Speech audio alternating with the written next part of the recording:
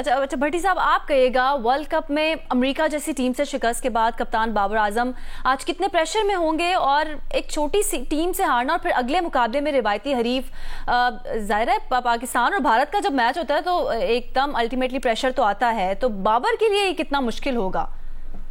देखिए नीलम, मुश्किल तो बिल्कुल है कि आप एक ऐसी टीम से हार गए जिसकी हमारी इस 25 करोड़ अवाम में शायद किसी को तवक्को नहीं थी कि हम अमेरिका से हार जाएंगे।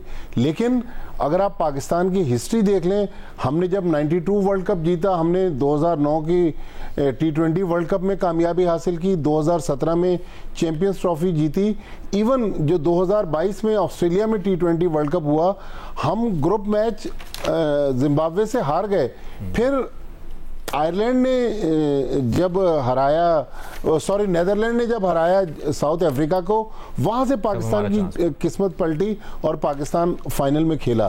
तो पाकिस्तान की जो हिस्ट्री है वो यही बताती है कि ये टीम जब गिरती है उसके बाद फिर ये उठती है और फिर पलट के पीछे नहीं देखती। तो नॉर्म बन गया ना कि उसका हारना, उसके पॉइंट्स, बारिश हो जाए, ये हो जाए, तो कोई बेहतरी नहीं आई वक्त के साथ साथ। और अभी जो रीसेंट परफॉर्मेंस है अमेरिका के खिलाफ, ये तो काफी प्रेशर भी देगी। और यकीनी तौर पर जो सिकू भाई बात भी करें, जो पिच है वहां पर इंडियन टीम पहले खेल चुकी है तो उनको एक एडवांटेज जरूर होगा।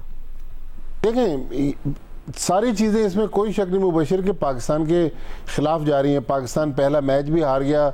इस ग्राउंड पर पाकिस्तान को प्रैक्टिस सेशन का भी मौका नहीं मिला। कल रात को जो प्रैक्टिस सेशन हुआ वो भी पाकिस्तान को किसी और जगह प्रैक्टिस करवाई गई। इंडिया ने यहाँ पर एक वार्म अप मैच भी खेला है, एक आयरलैंड के खिलाफ मैच खेला, 8 विकेट से जीता।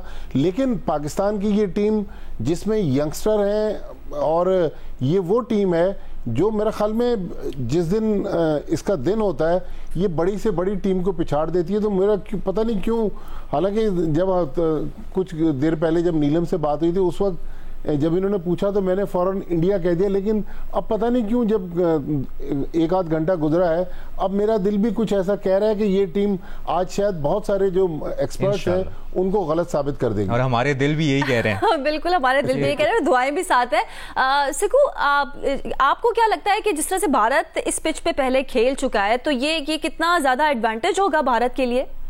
अच्छा, टॉस का कितना अहम किरदार होगा भट्टी साहब? जी नीलम, क्रिकेट की एक बहुत बड़ी वेबसाइट है, वो ये क्लेम कर रही है कि आज के मैच के लिए वो पिच इस्तेमाल की जाएगी जो कल रात नेदरलैंड और साउथ अफ्रीका के मैच में इस्तेमाल हुई थी, जिसमें नेदरलैंड ने 103 रन बनाए थे 9 विकेट पर और साउथ अफ्रीका भी गिरते गिराते बड़ी मुश्किल से जाके 6 विकेटें हासिल कर ली, फिर भी नेदरलैंड 6 ओवर से मैच जीते थे। तो वो कह रहे हैं कि ये वो पिच है जिसपे आज पाकिस्तान भारत खेलेंगे, जिसपे कल नेदरलैंड और साउथ अफ्रीका का मैच हुआ था। अच्छा भट्टी साहब, अब क्योंकि हम गलतियों की भी बात कर रहे हैं तो ऐसे हालात में कप्तान को क्या अपनी स्ट्रेटजी बनानी चाहिए? कौन कौन सी ऐसी गलतियां हैं जिससे बाबर को दोहराना नहीं चाहिए इस मैच में? देखिए, एक तो नीलम, हम लोग टीम सिलेक्शन में बहुत ज़्यादा उलझे हुए थे कि आजम खान को खिलाना है या नहीं खिलाना, ओपन कौन करेगा।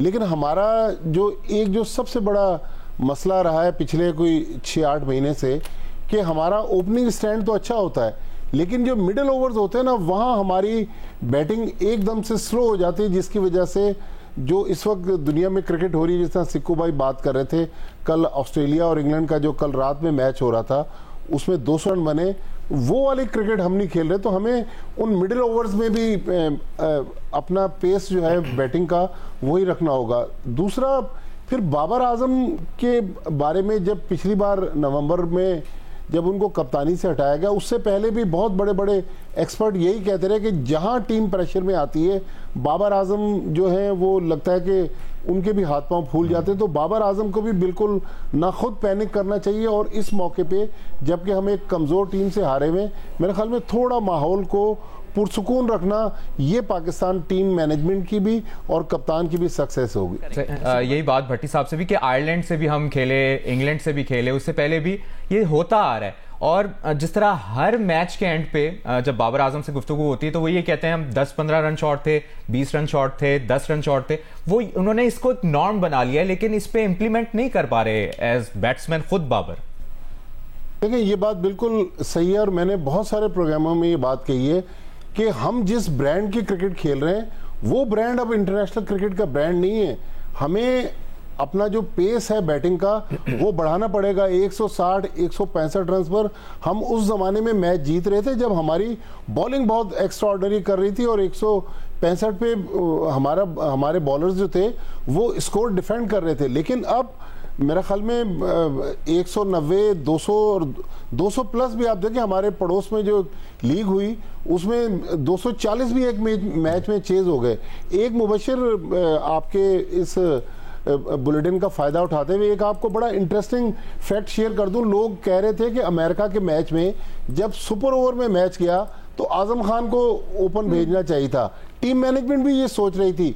हुआ क्या, आजम खान ने चूंकि ओवल के T20 मैच में 2 कैचेस ड्रॉप किए थे, उनसे विकेट कीपिंग नहीं करवाई गई और आजम खान पहली गेंद पर अमेरिका के खिलाफ गोल्डन डक पर आउट हो गए। जब फील्डिंग के लिए गए 10 ओवर्स बाद आजम खान बाहर चले गए। आजम खान ने आखिरी 10 ओवर विकेट कीपिंग नहीं की, जिसकी वजह से सुपर ओवर में उनको ये पता ही नहीं था कि इस मैच में दूसरी बार भी मेरी बैटिंग आ सकती, हो सकता है वो बैटिंग के लिए जाते और हीरो बन जाते। तो आजम खान चूंकि 10 ओवर के लिए फील्ड में मौजूद ही नहीं थे, इसलिए आजम खान ने वो जो बैटिंग का जो दूसरी बार का ऑप्शन था वो उनको नहीं मिल सका। और शायद क्या फिर यही वजह है कि इतना हम डिसीजन में टाइम ले रहे थे और फील्ड अमेरिकन टीम आ गई थी ग्राउंड में, लेकिन हम नहीं आए थे अभी तक। जी हाँ, मेरा ख्याल में शायद एक ये भी वजह थी। दूसरा वो ये भी कंफ्यूज थे कि स्ट्राइक जो है जब आजम खान का डिसाइड हो गया कि फ़खर जमान स्ट्राइक करें या इफ्तिखार पहली गेंद खेलें, तो इफ्तिखार सामने चले गए और 6 गेंदें हो गई और फ़खर जमान दूसरे एंड पे रह गए। ये एक और ब्लंडर था हमारी टीम मैनेजमेंट का। भट्टी साहब से एक मैं जरूर ये बात जानना चाहूंगा कि यकीनन इस पर बहुत बात की आप लोगों ने, लेकिन जो सुपर ओवर मोहम्मद आमिर को देने का डिसीजन था, क्या आज भी बाबर आजम को उसी पे कायम रहना चाहिए क्योंकि उससे बेहतर ऑप्शन फिर नहीं थी इस वक्त?